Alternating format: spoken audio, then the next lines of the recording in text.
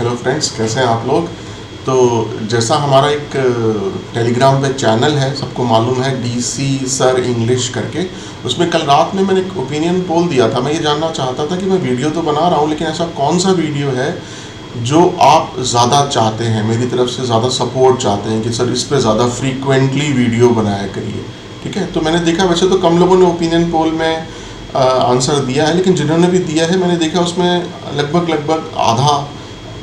आधे से ज़्यादा लोगों ने या आधे लोगों ने वोकेबलरी पे बोला है कि उनको वो चाहते हैं कि वोकेबलरी पे मैं ज़्यादा से ज़्यादा वीडियो बनाऊं। तो ठीक है, लीजिए आपके लिए एक वोकेबलरी पे भी मैं वीडियो बना रहा हूं। और अब जो है हम लोग सारे जो वीडियोस मैंने बनाए ना, जैसे क्लोज टेस्ट, PQRS, कॉम्प्रिहेंशन या ये वोकेबलरी पे बना रहा हूँ, इन सबको हम लोग डिवाइड कर देंगे प्लेलिस्ट में। ये एक एक वीडियो सबके ऊपर हो गया। अब आगे इसके आगे सीरीज़ चलेगी हर पर्टिकुलर कॉलम की। जैसे कॉम्प्रिहेंशन की अलग सीरीज़ चलेगी, PQRS की अलग चलेगी और क्लोज टेस्ट की अलग चलेगी, और ये अपना जो आज हमारा पहला वीडियो है वोकेबलरी की। ठीक है, तो आपको आशा है आपको आनंद आएगा कि अरे इस तरह से मज़ा आ रहा है ये वोकेबलरी हमको पढ़ के।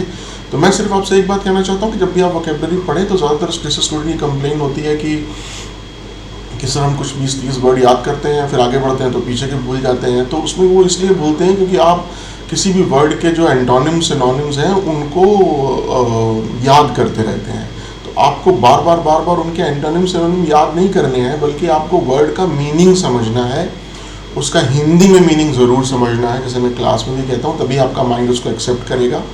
और फिर उसका सेंटेंस में यूज़ देखना है कि इसको कैसे सेंटेंस में हम यूज़ करते हैं।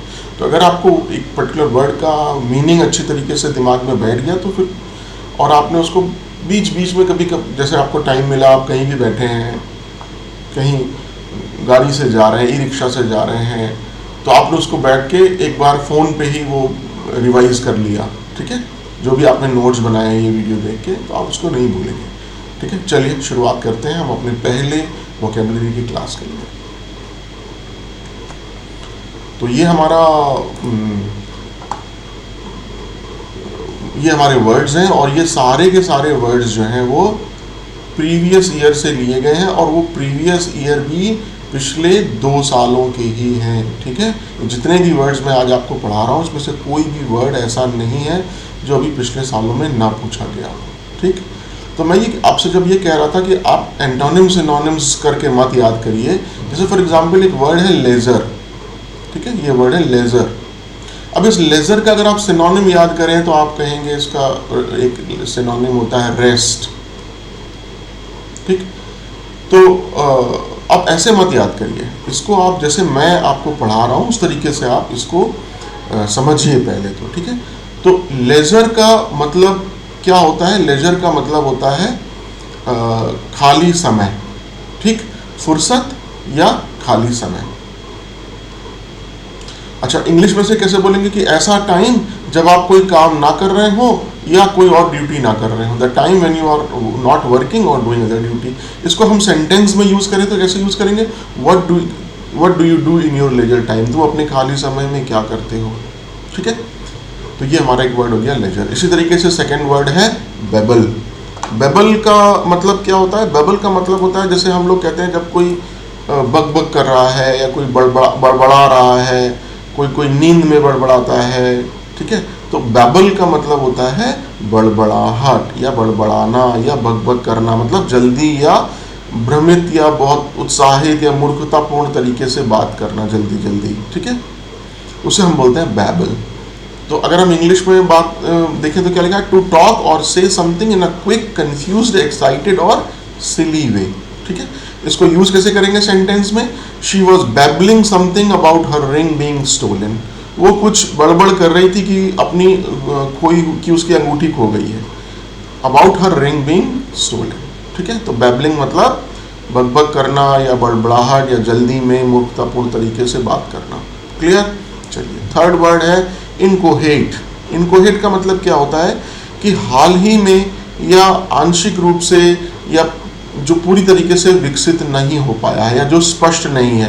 जैसे इसको हम बोलते हैं फॉर्मलेस भी, मतलब जिसकी अभी तक पूरी कोई फॉर्म जिस चीज़ ने अभी नहीं ली हुई है। ठीक है, मतलब not clear, not completed, only recently or partly formed और नॉट कंप्लीटली डेवलप्ड और क्लियर। ठीक है, जो चीज़ पूरी तरीके से डेवलप ना हुई हो, जिसकी कोई अभी पूरी तरह से फॉर्म विकसित ना हुई हो, और जो आंशिक रूप से कोई चीज़ बनी हुई हो, उसको बोलते हैं इनकोहेट। इसका कैसे सेंटेंस में यूज़ करेंगे? In the UPSC interview your thought should not be inchoate and you should be very clear and firm in what you से।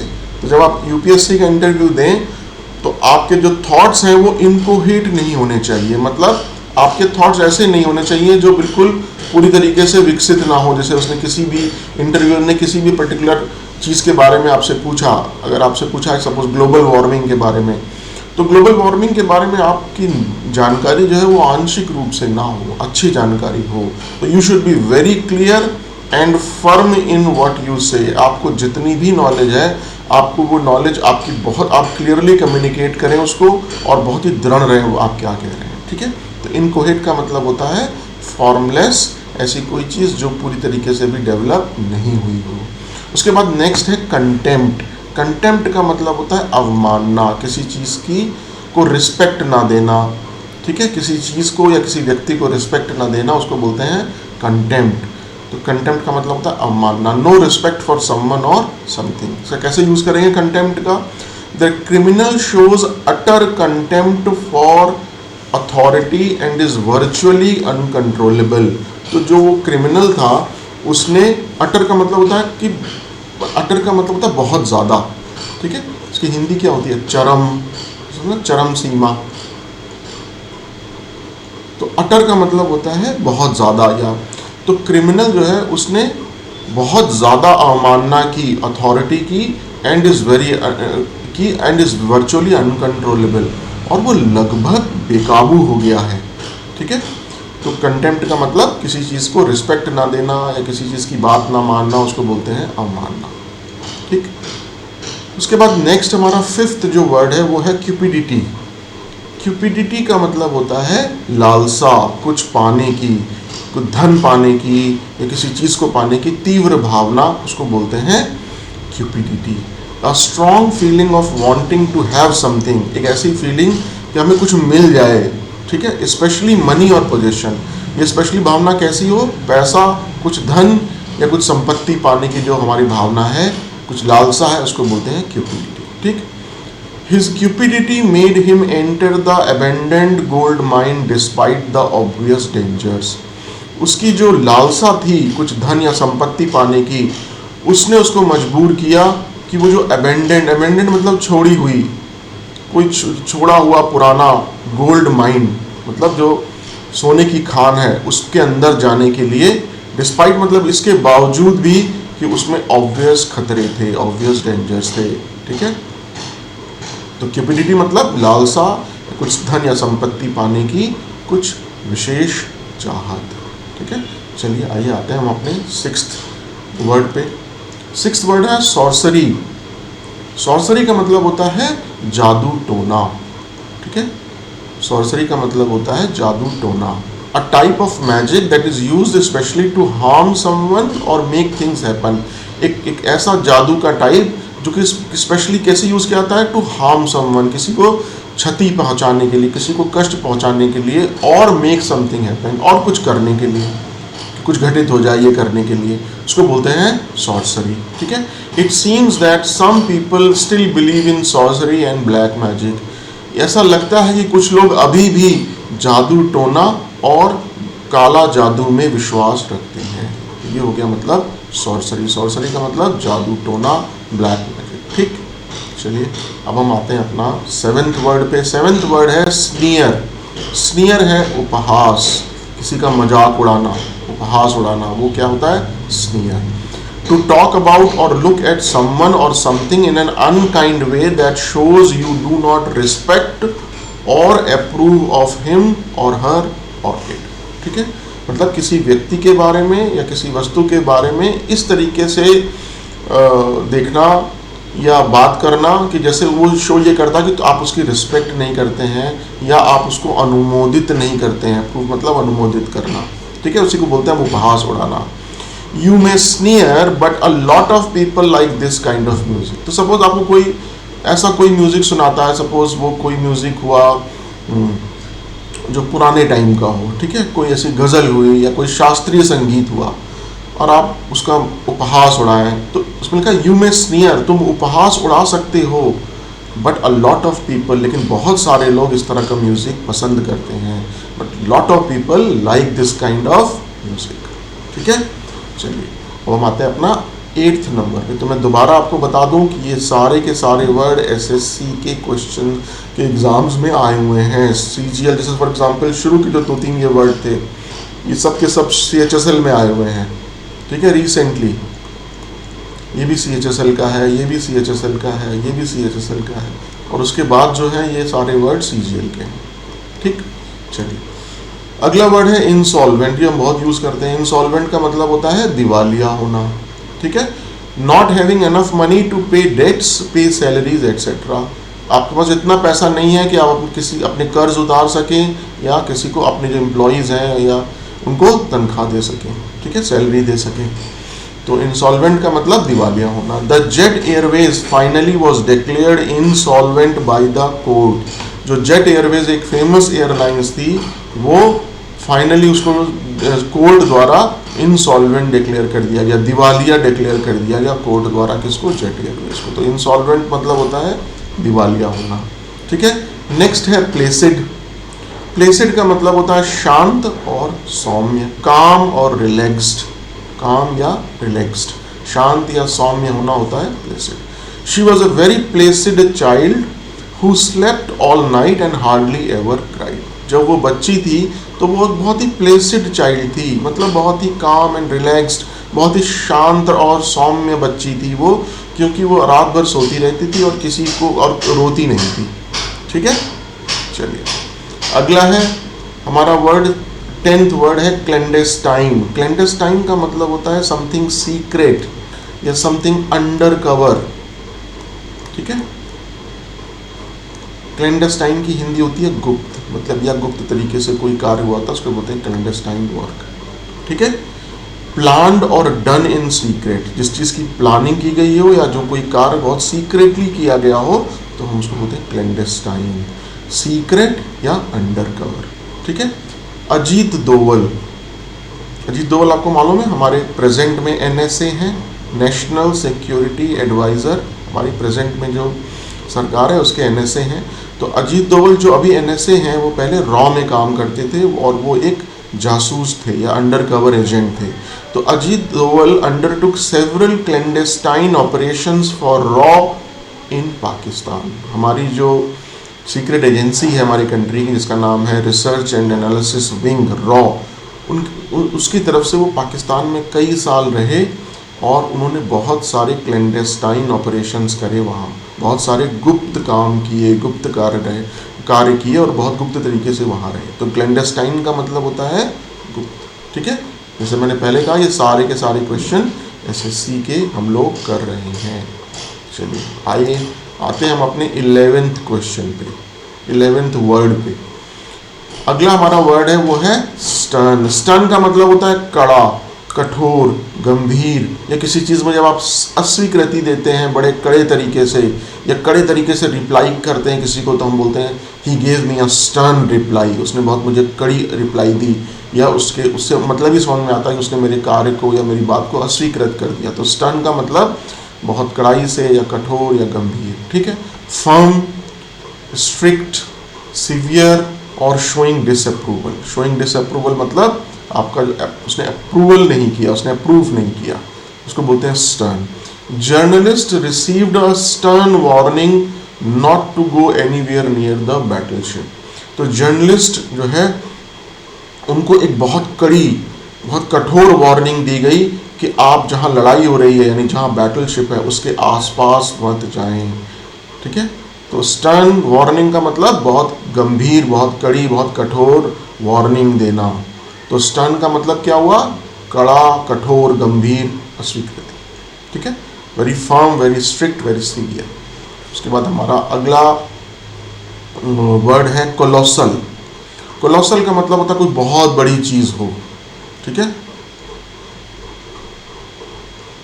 कोलोसल का मतलब होता है प्रचंड, अति विशाल। कोलोसल कैलमिटी, मतलब ये कोई बहुत बड़ी आपदा या विपदा आ गई हो। एक्सट्रीमली लार्ज, इसका मतलब होता है एक्सट्रीमली लार्ज, बहुत प्रचंड या बहुत बड़ा या बहुत अति विशाल।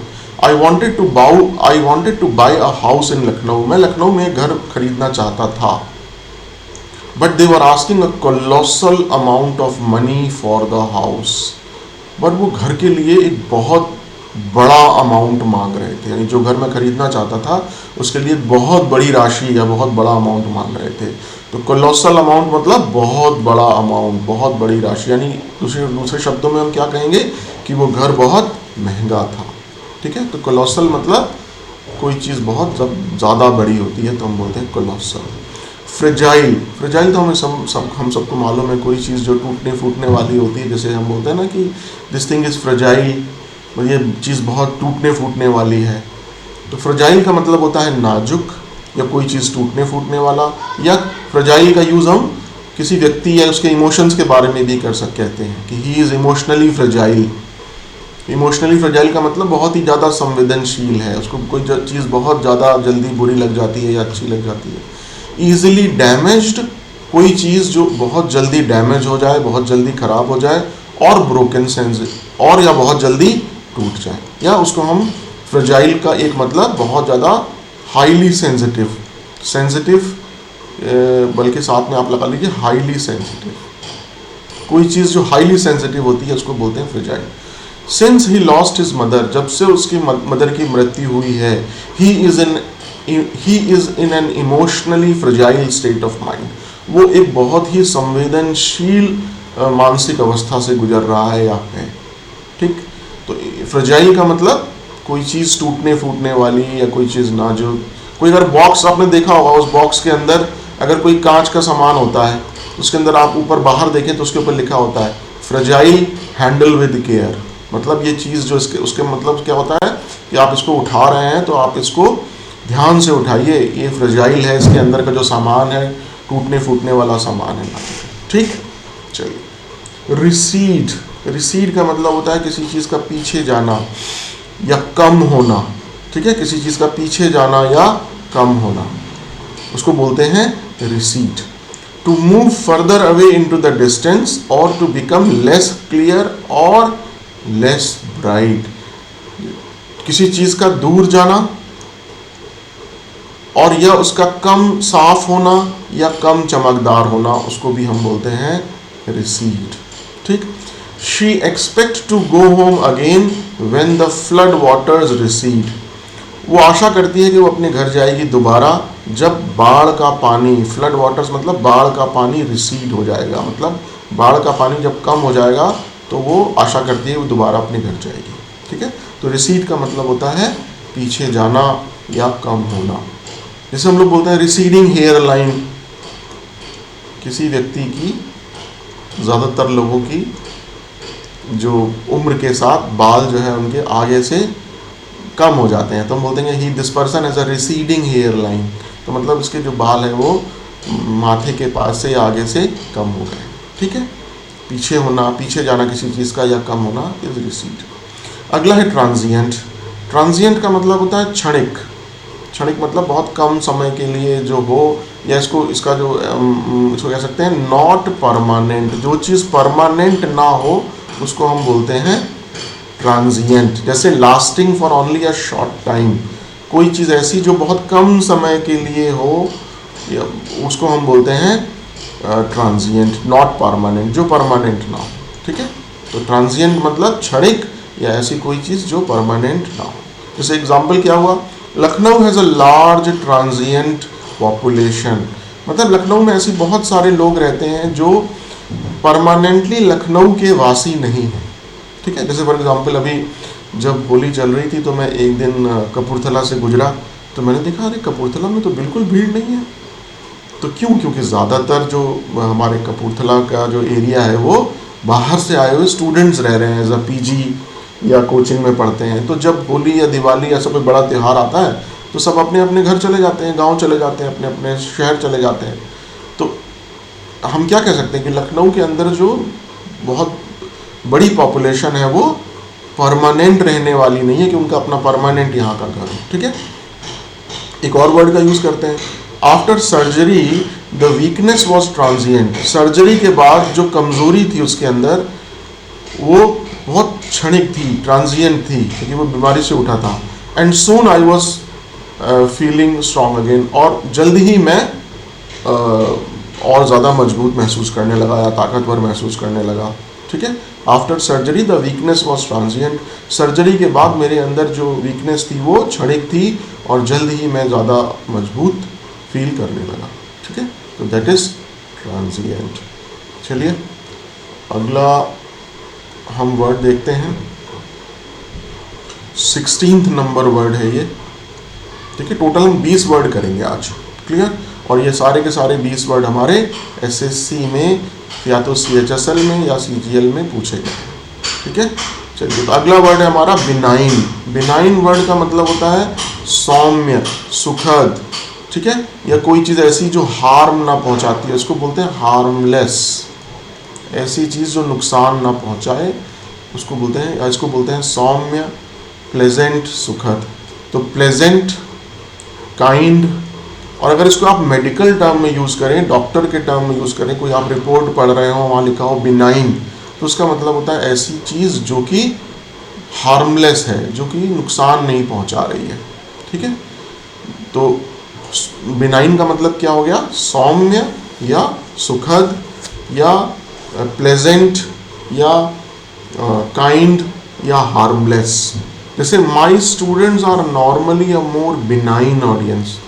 ठीक है, तो ये मैंने बिल्कुल सही वर्ड लिखा है, सही सेंटेंस लिखा है। मैं जहाँ जहाँ भी पढ़ाता हूँ मैंने चीज़ गौर की है कि मेरे जो स्टूडेंट्स हैं बैचेस में वो बड़े ही प्लेजेंट रहते हैं, बड़े ही सौम्य तरीके से रहते हैं, कोई ज़्यादा शोर नहीं मचाता और बड़े रिस्पेक्टफुल रहते हैं, बड़े अच्छे तरीके से बिहेव करते हैं क्लास में।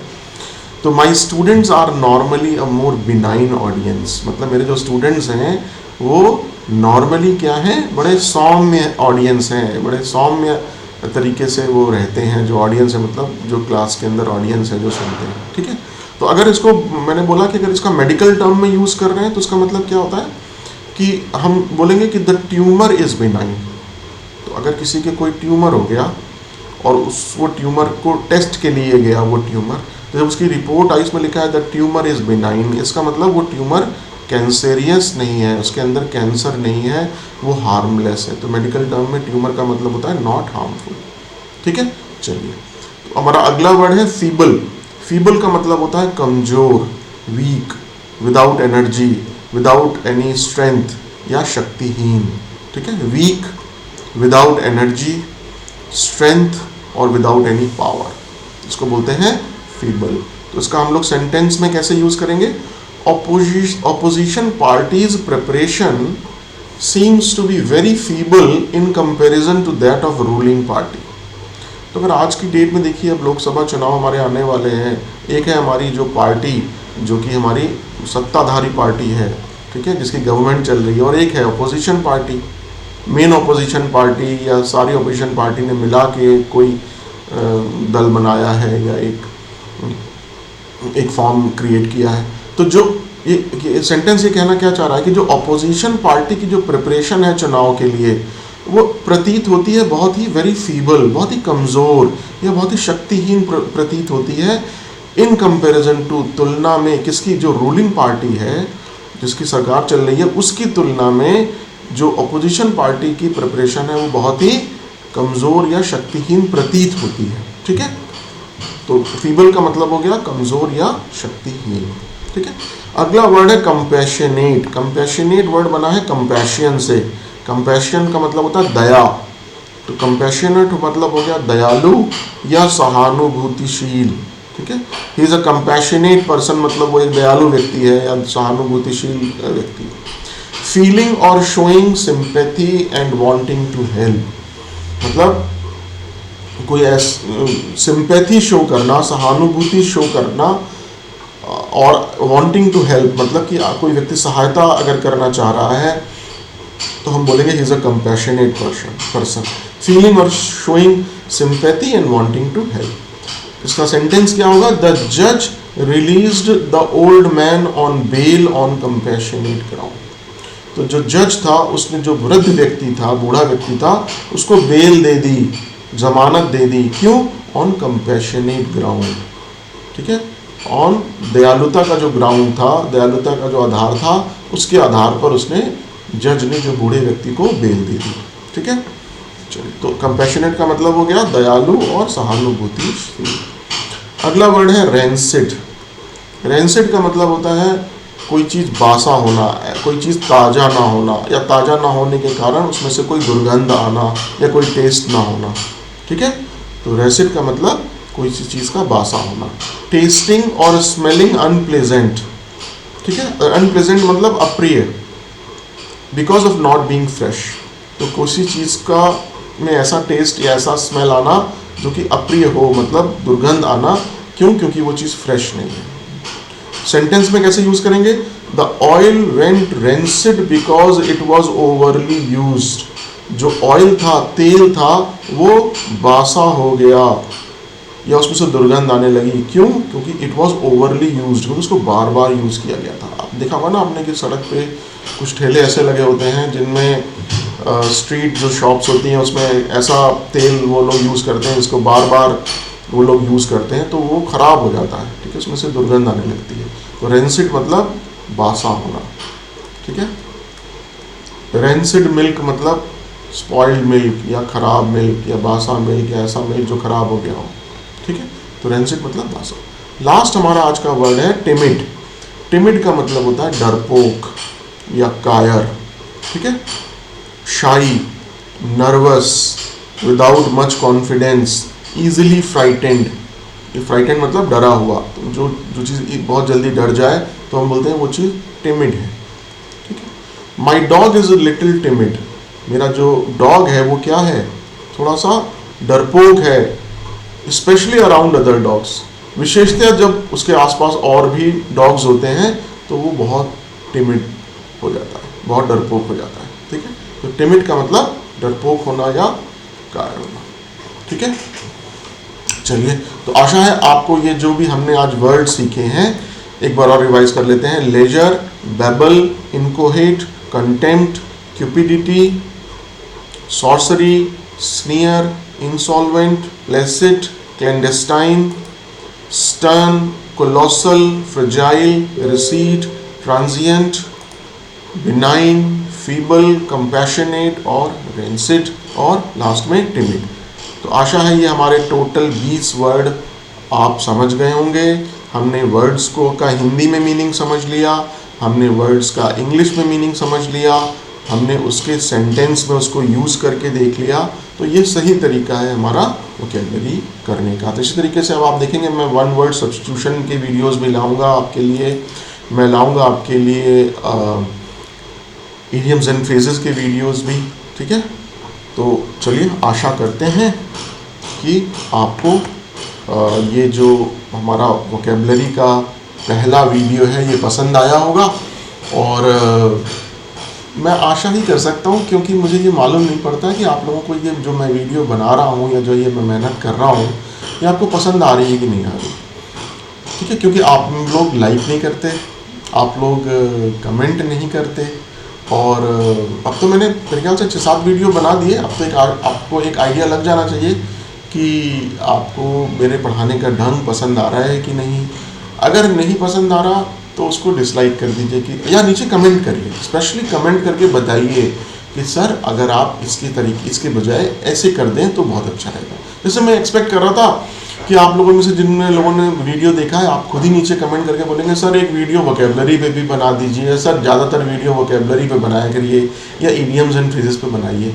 जब मुझे कल समझ नहीं आया, मैं सोचता रहा किस पे वीडियो और बनाऊँ, तो फिर मैंने सोचा चलो एक पोल देता हूँ। उस पोल में मैं चेक करता हूँ कि देखें स्टूडेंट क्या चाहते हैं। ठीक है, मुझे कोई प्रॉब्लम नहीं है। आप कहेंगे मैं ग्रामर पे वीडियो ज़्यादा बनाऊँगा, आप कहेंगे मैं वोकैबुलरी पे बनाऊँगा, आप कहेंगे तो मैं क्लोज टेस्ट पे बनाऊँगा। मेरा काम है आपको सपोर्ट करना। ठीक है, जहाँ पर कहीं आपको दिक्कत हो रही है।